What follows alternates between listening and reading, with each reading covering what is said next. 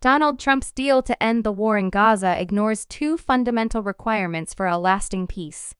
Donald Trump's 20-point proposal to bring peace in Gaza covers some essential points for reaching a long-awaited ceasefire. But the release of Israeli hostages and the distribution of humanitarian aid in Gaza are only the first steps. Some vital factors that will be needed if Israelis and Palestinians are to build a lasting peace are still missing. The U.S. president's plan calls for a dialogue between Israel and the Palestinians to agree on a political horizon for peaceful and prosperous coexistence. But there are significant stumbling blocks to this. First is the hatred and lack of trust on both sides. The Trump Declaration for Enduring Peace and Prosperity, signed by world leaders on October 13, noted their determination to dismantle extremism and radicalization in all its forms. It went on to say that no society can flourish when violence and racism are normalized, or when radical ideologies threaten the fabric of civil life. There can be no denying that extremism and racism have profoundly affected both Palestinian and Israeli societies and are deeply ingrained in the education system on both sides.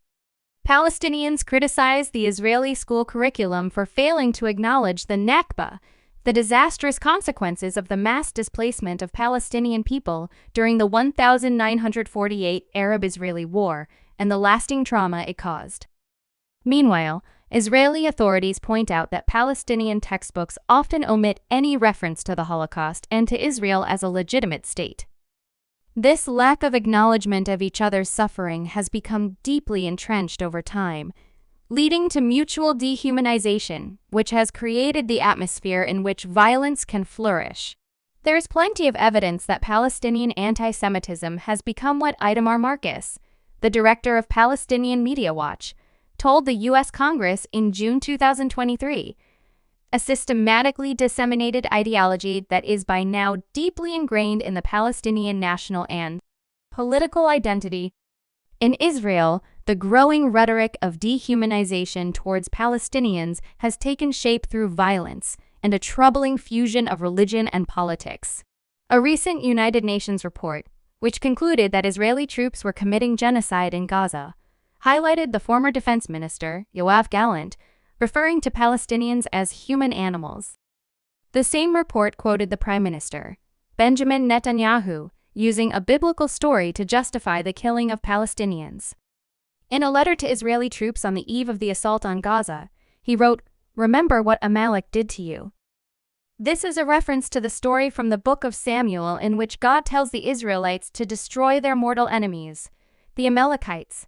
Now go and attack Amalek and utterly destroy all that they have. Do not spare them, but kill both man and woman, child and infant, ox and sheep, camel and donkey.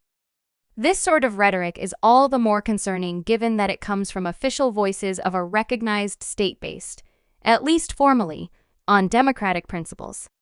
Another massive stumbling block that Trump's plan fails to acknowledge is the lack of equivalence between the two peoples.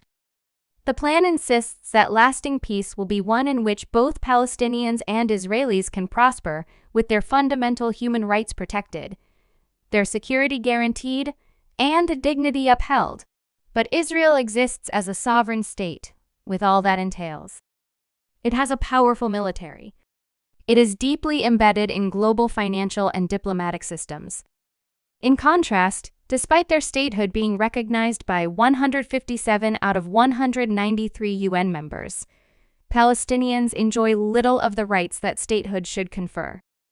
For a start, much of Palestine's territory remains under Israeli occupation.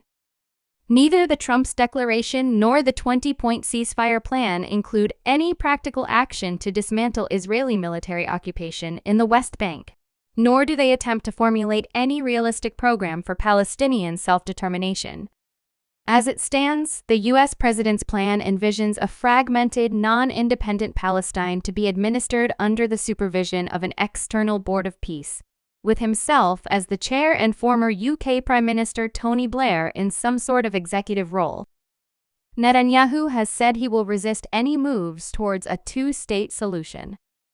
In September, he told the UN General Assembly, Giving the Palestinians a state 1 mile from Jerusalem after October 7th is like giving Al-Qaeda a state 1 mile from New York City after September 11.